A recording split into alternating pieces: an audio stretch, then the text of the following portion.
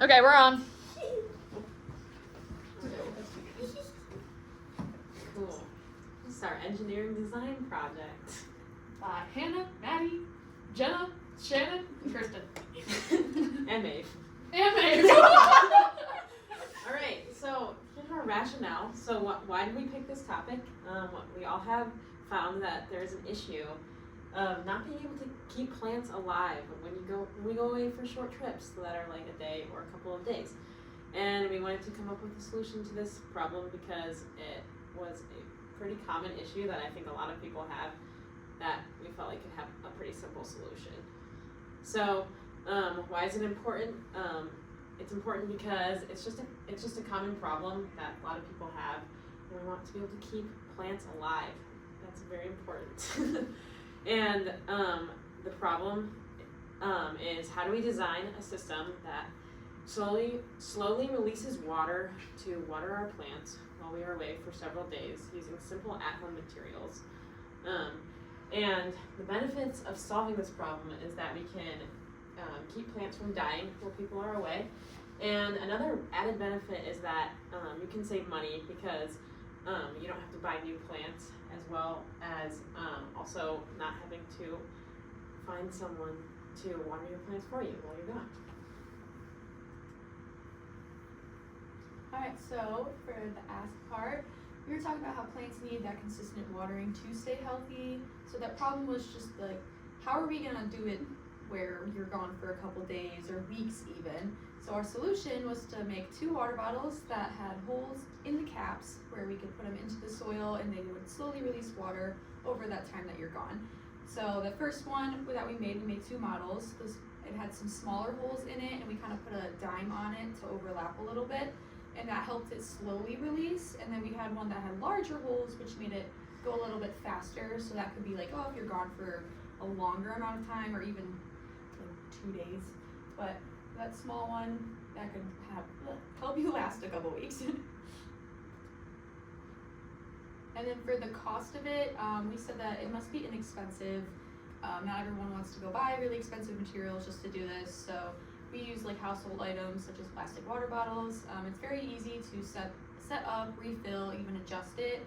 And then the hole size for the water flow, it must prevent like flooding or even having the plant dry out if it releases too quickly. And it must sustain watering for that several days and weeks that you're gone. And it needs to be safe to make, environmentally friendly, and just to kind of avoid water waste. So we came up with a lot of potential solutions for this in our designing period and imagining different solutions.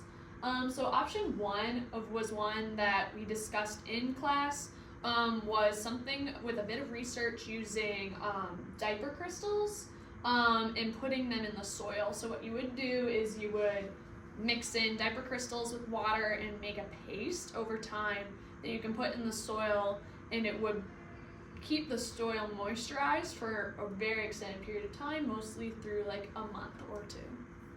And then our option 2 is to poke large holes into the cap of water and fill the bottle with water and put it capsized down in the soil.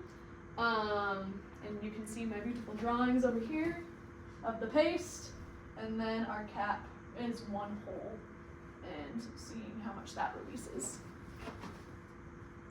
Option 3 was, we were thinking a little bit more of like, how can we use our second option in different ways, because our first option is not as inexpensive or commonly household items.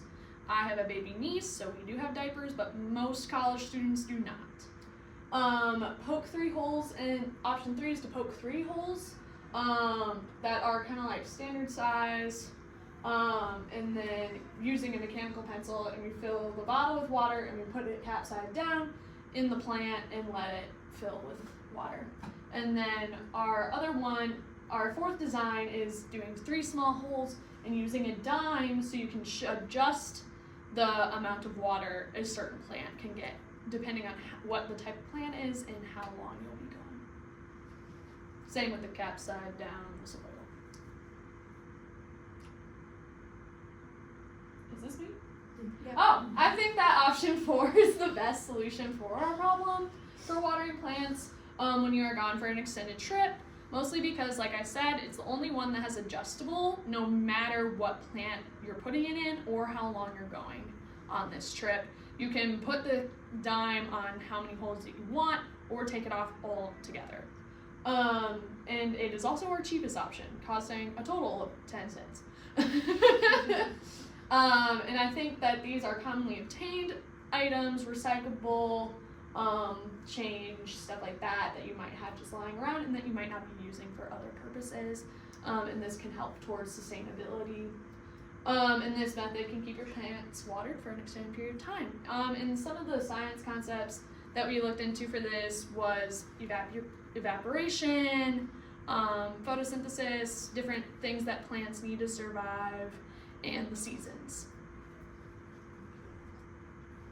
Okay, so then we have our plan, our design solution here. So the process, Hannah explained it a little bit. So you're going to poke your whole preferences into your bottles. The bottles we used were just 16.9 ounce water bottles like you get from the store. And then you could fill it, you could fill it however full you'd want. We filled ours all the way to see what the results would be. You're going to put the caps back on the bottle, finish it up, and then make a small indent in the dirt so that it has a place to sit. It can sit best without falling over. You're going to turn the bottle upside down, cap side down, so that the water has somewhere to go, and then settle it into the indent. So then you can attach pencil, skewer, chopstick, whatever you want to put to attach it to the pot of the plant to keep it in place. Then the water should hopefully leak out of the holes at whatever pace determined by the size and amount of holes you do. We have a couple pictures of what we actually did. The top left, that's one we did. This is with the dime down here. It's covering 2 holes. We have 1 left, and then that's how we set it up. The engineering concept, obviously, we created a solution to fix our problem by using materials that we could find and coming up with some sort of solution to a problem that we have. So that follows the engineering concept there. And then materials needed. So we use water bottles, something sharp to make your holes. We used a pencil. You could probably use a knife, a fork, anything that you have in your household that is sharp. Water, obviously, to fill the bottle. Coin or some small object that can be placed over the cap if you don't have like a dime. We found that worked best, but obviously other objects can work as well. Now the coin would only be for model 4. I do want to mention that. Tape to keep the coin or object over the cap, also for model 4 only. You need a plant, obviously. And then something to hold the water bottle up. Like I said, it could be chopsticks or whatever, just something to hold it up in case it were to potentially fall over. So again, with that engineering concept, we came up with multiple designs to find what best worked and found that different materials helped us better than others. So that falls under that. And then for protocol and final products, we did 2 prototypes that were created and tested using 2 like 16.9 water bottles, and we poked larger holes into one and then smaller into the other, and we used a pencil for both of those like we mentioned. We made an indent in the soil and placed our bottles in, and we noticed for the first minute the one with the larger holes was immediately like going down like a lot faster, and it wouldn't last longer than a day. The bottle with the smaller holes had like a more slower consistent drip. That would be better for like if you were to go out of town or if you forget for a couple days. We made a few adjustments by adding like the chopsticks to keep the water bottle up so it doesn't fall over. And we also taped the dime to it like we mentioned before to control the speed of the drip and like cover it on the holes that you need for however long you're going to be gone. After these changes, we officially created a solution to our problem, and we were able to water plants now consistently for a few days. We also had some math like concepts over here on this side because we made a data table to track how much water was leaving in a day. We use both quantitative and qualitative. So our qualitative is more of like the drip rates where it was very fast. We have our notes and like we described our hole size as large. But then our quantitative, we wrote down exactly how much was gone after 1 day and how much was left. So for our improvement, the model that definitely worked best was when you poke into like small holes and also like covering the cap with the dime when it sticks sideways so it slowly drips out. it works better that way, so that way we can improve. But there's also still improvements, such as when we poked large holes in the caps. It's not the best solution to do if you go for a long extended period of time. It won't last, it'll just come out faster, and it won't last as many days. So to improve on that, try to find like the right adjustable size, whether it be small or covering with a cap with the dime on it, or even just trying to find like a bigger size water bottle to make sure your water stays last. And we would like to preface that we're not doing it here right now because we did it at home. Obviously, we can't do this right here in a time span period. So this was done a couple of weeks prior. Yeah. Also, plants can't travel in the winter, and it is very cold outside right now, and I like my plants alive. In conclusion, we have found in our project that you can water a plant easily over a long space of time when you're not around. We found easy solutions that you can create with recyclable materials within your own home. We would love to encourage all of you to do this if you have plants to keep them alive over our extended winter break. And now we're going to give you guys our 1 minute reflection. Yep, sure. All right. So, through this project, obviously we designed a system that could help people water their plants over time.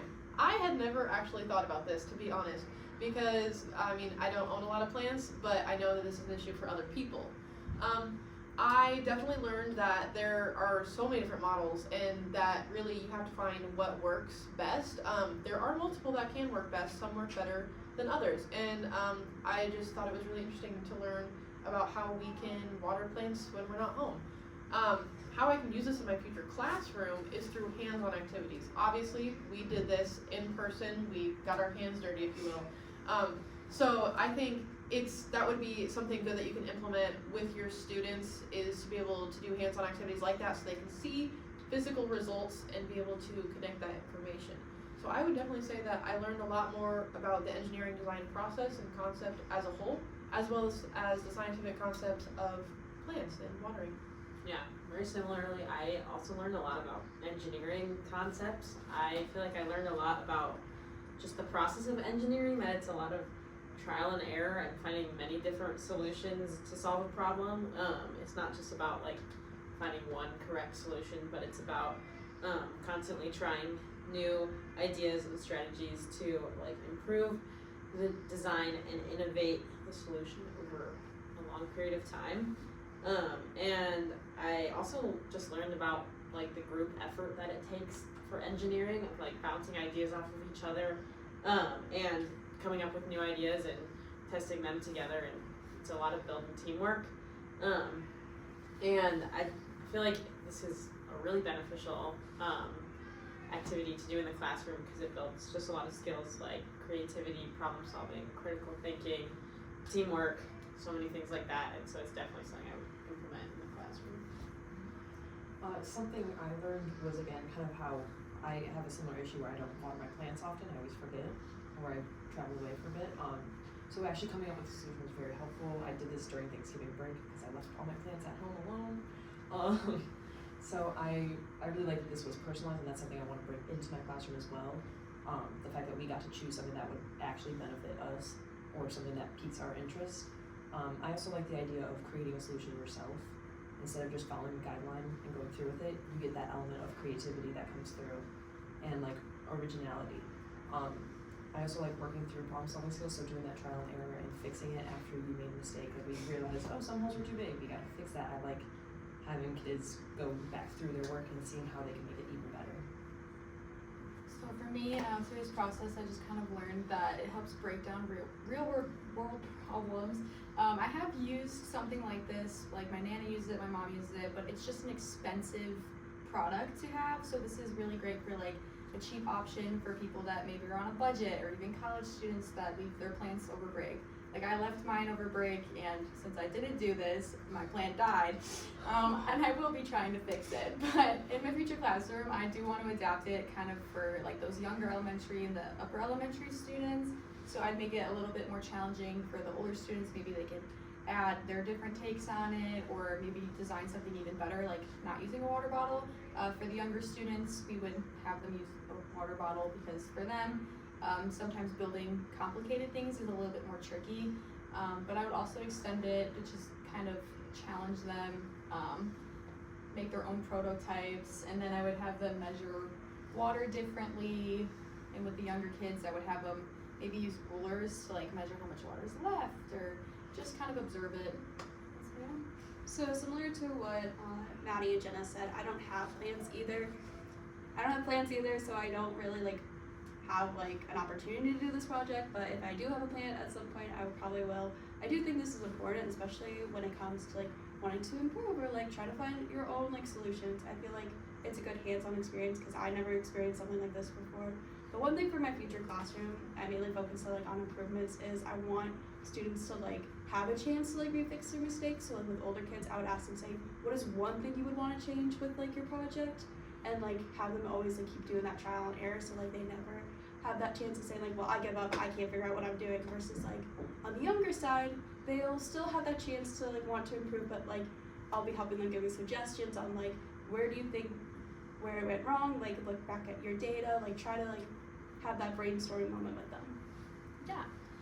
This was a great learning experience for me. We use my plants for this design, and I have found it very beneficial. I forget how many plants I own, so some get forgotten. So it is very helpful to not have to think about it all the time on keeping my plants alive. And this was very helpful over break as well. I also set this up so my plants didn't die.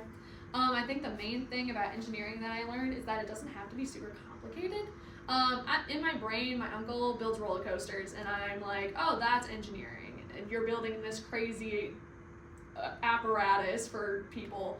But the reality is it can be simple, and you can do it in your own home with minimal materials and keep it within recyclable objects. And I think that was just very beneficial for my learning, and I want to take that into my classroom on encouraging students that engineering is not this big scary thing, that they can do it in their own homes, and that they can do it in the classroom. And I would love to do something very similar to this project with my students. I know many classes have to go over the plant cycle and stuff like that, and I feel this could be a great add-on to that for drawing engineering into normal science lessons. Thank you. Thanks!